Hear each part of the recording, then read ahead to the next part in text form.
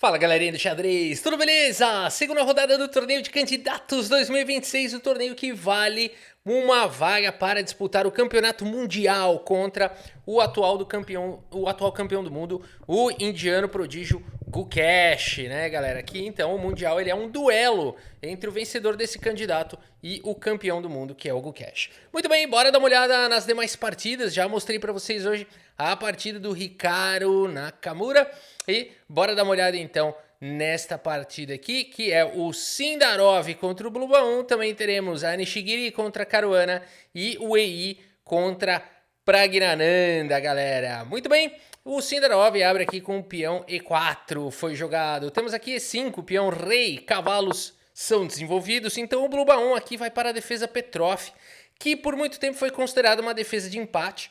Mas nos últimos torneios de candidatos, Jan Nepomniachtchi, o russo, usou isso com muita maestria e ganhou os dois torneios, muitas vezes pontuando de negras, jogando a Petrov. Então, ela deixou de ser uma abertura para quem quer empatar e, de fato, tem chances reais de lutar por vitória.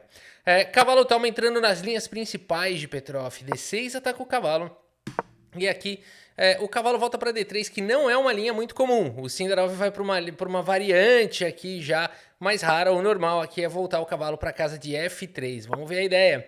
Cavalo por E4 recupera o peão e dama E2 crava o cavalo. Ganhou peça, ganhou o jogo. Nada disso. Dama E7 no momento certo faz a defesa.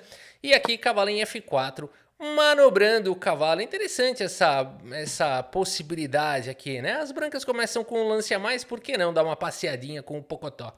C6 foi jogado e agora F3, cutuca o cachorro, o cavalo volta para casa de F6 e aqui um peão avança para o centro ganhando espaço. Bispo vem para casa de F5, ameaçou capturar, hein? A dama não tá defendendo nada, a dama tá cravada.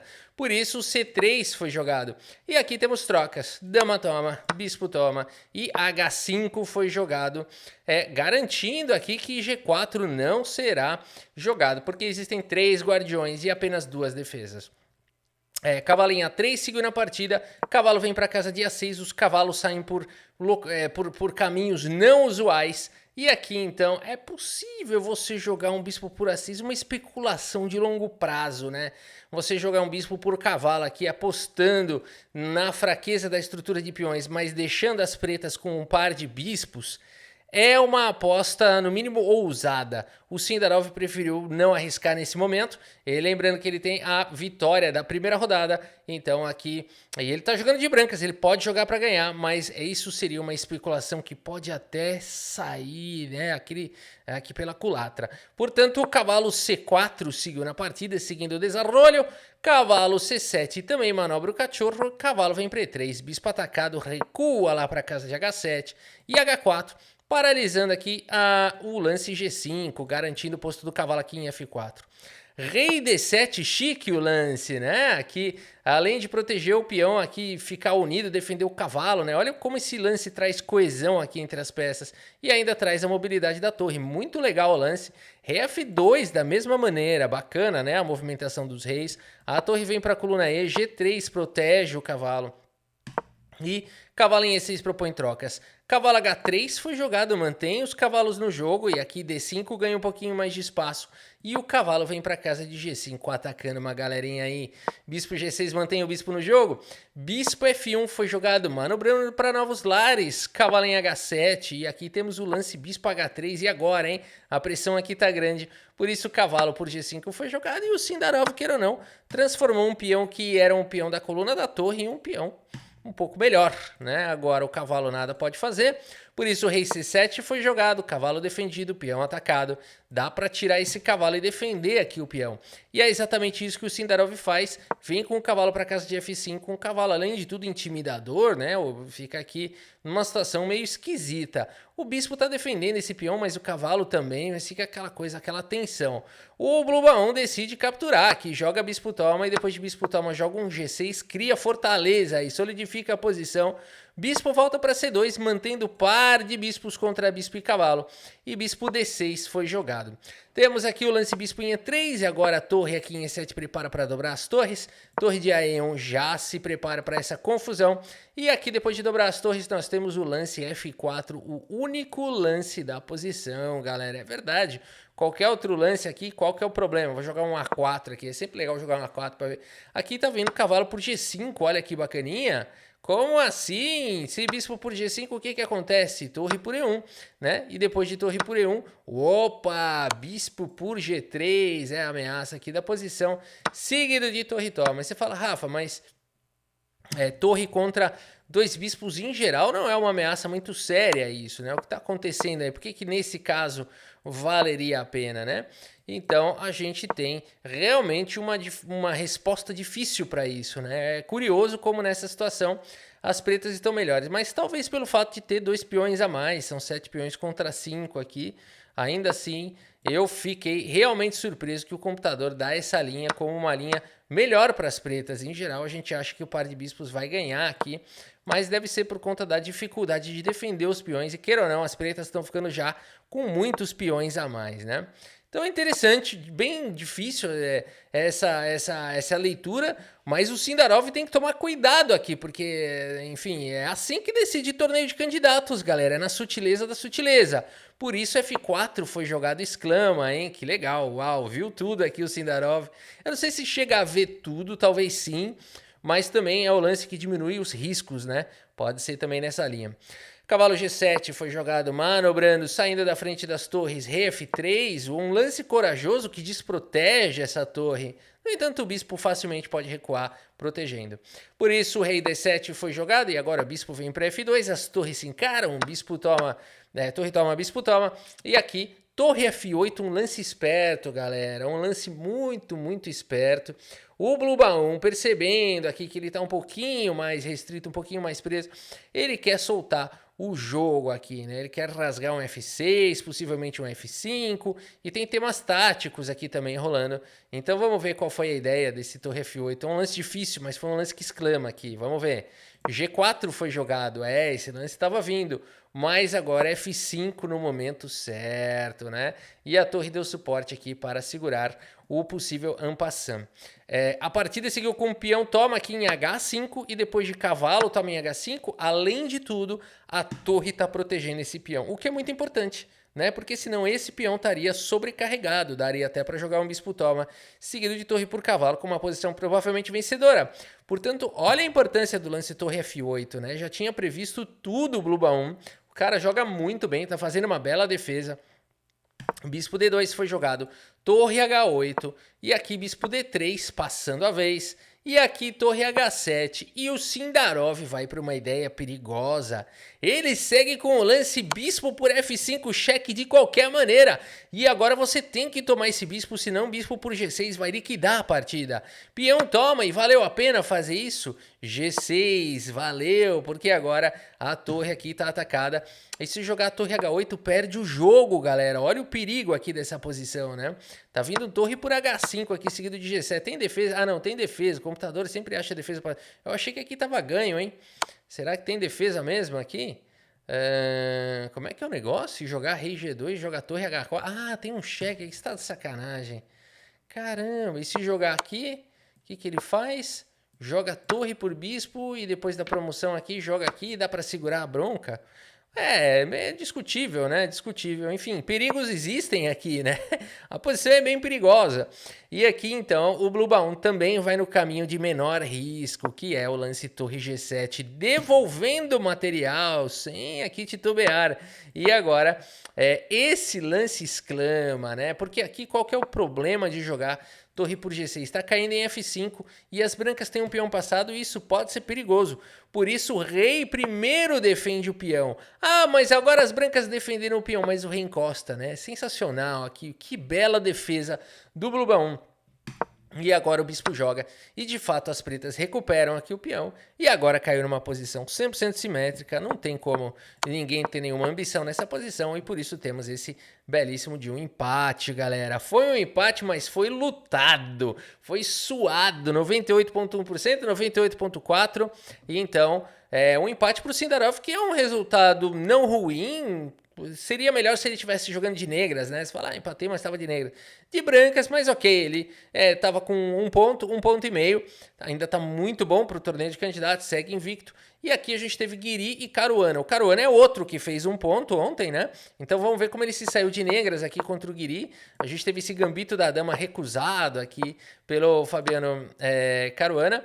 E agora ele captura aqui o peão. Vamos ver como é que o Caruana vai jogar. Ele já joga um torre B8, galera. Quando eu vi essa posição aqui, eu bati o olho e falei, nossa, o que eles estão jogando aqui? É Chess 960? Eu juro pra vocês que eu pensei isso. Eu falei, nossa, né? Eu acho que eles estão jogando alguma coisa de xadrez 960. É diferente a posição, né? Você vê um cavalo aqui, um peão aqui, a torre aqui em B8, né? Uma coisa não muito comum pra gente ver na abertura, né? Mas o Caruana jogou isso com muita velocidade. São os melhores lances, mostrando o seu preparo até mesmo para uma linha de abertura um tanto quanto não convencional, né? Aqui cavalo de F em D2, olha o nível de preparo dos caras, meu. A5 foi jogado, não é normal, né? Os caras realmente têm que ter um preparo surreal. Cavalo de bem A3, bispo cheque, depois do bispo cobre e bispo por cavalo, assim, são detalhes e sutilezas, assim, que são verdadeiros estudos, né? Então, o Caruana respondendo bem, e o Guiri segue no seu preparo, meu. O Guiri não gastou tempo para jogar até agora esses 12 lances. O Caruana já gastou um pouco mais. B4 foi jogado pelo Guiri, temos trocas. C5 foi jogado pelo Caruana. O bispo recua e o cavalo chega atacando. Temos o lance cavalo B5 e agora temos um monte de troca. Bispo por cavalo, seguido de peão por toma, seguido de cavalo toma, seguido do cavalo sai, seguido de trocas damas e a torre olha. Rafa, já sei o que está acontecendo. Pois é. Aqui é o seguinte, a torre coloca pressão, né? O rei agora encosta, a torre escapa e aqui esse bonito lance. Aqui é o momento da coragem, porque até aqui a gente fala, pô, os caras estão trocando peça, guardando tudo na caixa aí, melhor propor empate logo, né?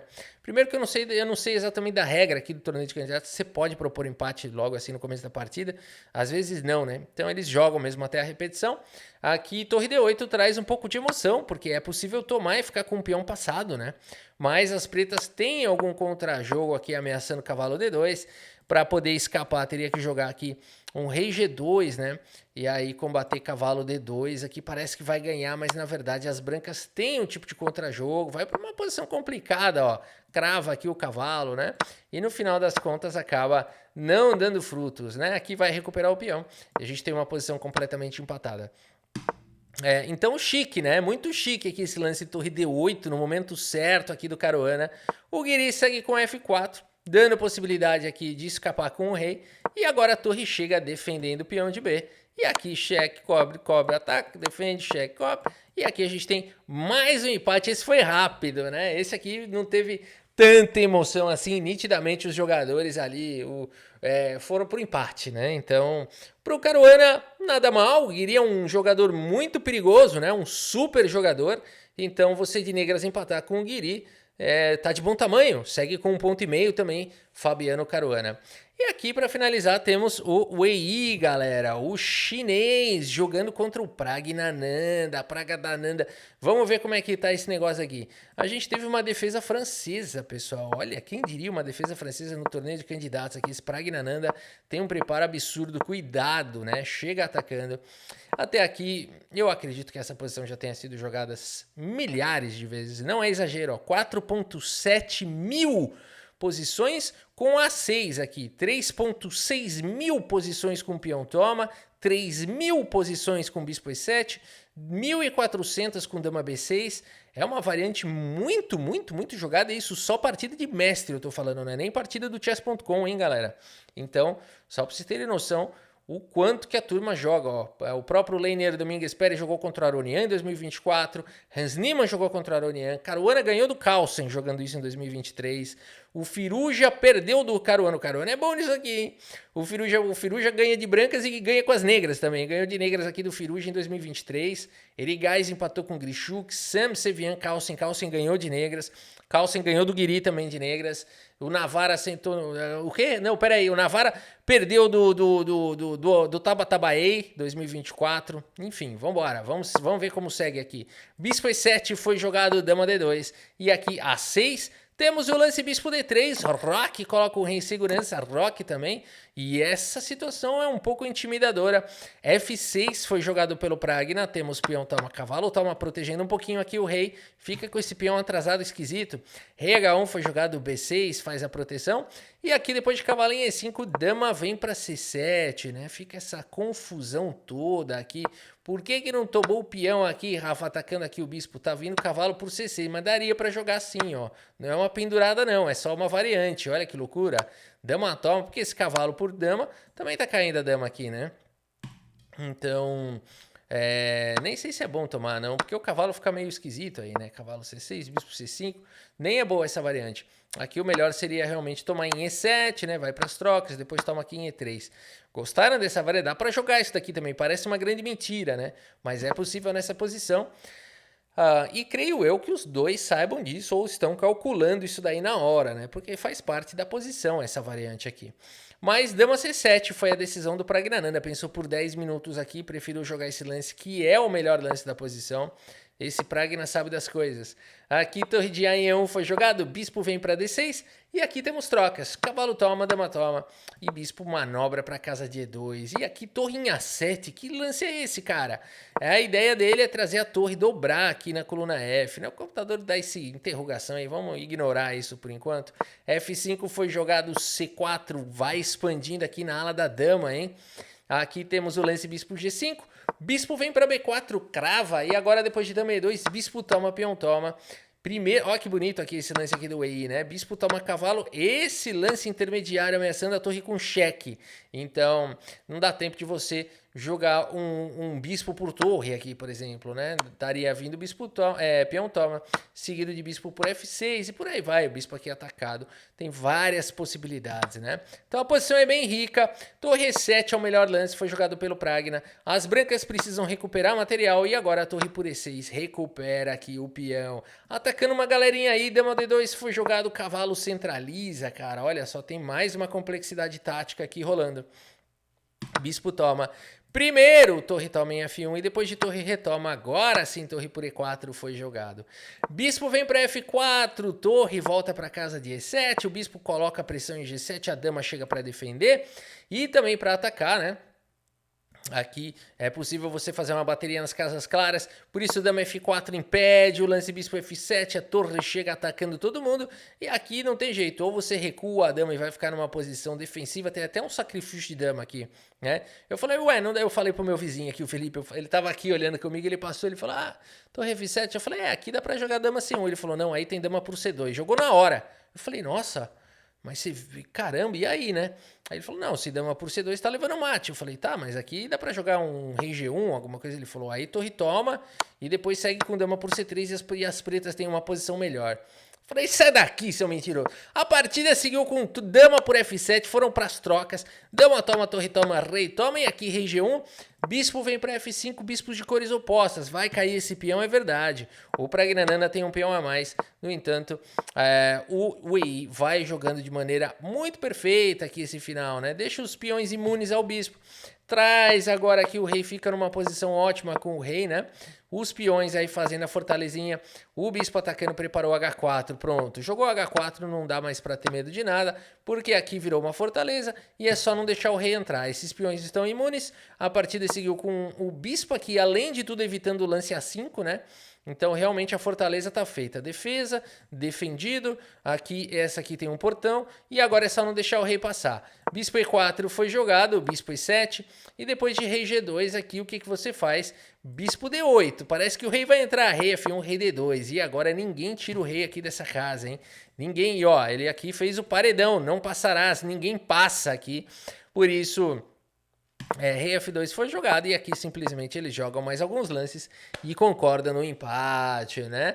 Mais um empate, galera, nesta rodada, todo mundo empatou na segunda rodada, é isso? É isso, galera, olha só, né? Se a gente olhar aqui os games, olha só... Todo mundo empatou na segunda rodada. Na próxima rodada teremos Bluba 1 contra Easy Penko, Pragnananda contra Sindarov. O Sindarov vai jogar de negras contra o Pragna. Vai pegar fogo essa partida, hein? Caruana contra o Weili. É possibilidade do Caruana. Cara, o Weili é muito forte, mas não sei não. Eu acho que o Caruana consegue pontuar aqui. Eu acho que ele é o favorito. E Hikaru Nakamura contra o Guiri. É a oportunidade do Naka, hein? É a oportunidade do Naka jogando de brancas. O nível é muito próximo. Eu ainda acho que o Naka é favorito contra o Guiri. Vamos ver. Eu chutaria que aqui não vai ter muito empate amanhã não, hein?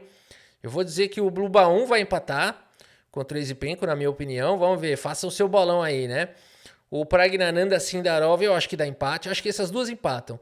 E as outras duas da Caruana e Naka, dobradinha americana. Será que é isso? Eu não sei, não sei. Vamos ver. A gente segue acompanhando por enquanto na liderança Fabiano Caruana e Sindarov e Pragnananda com 1,5 ponto. Que bacana, hein? O Pragnananda tá na liderança também.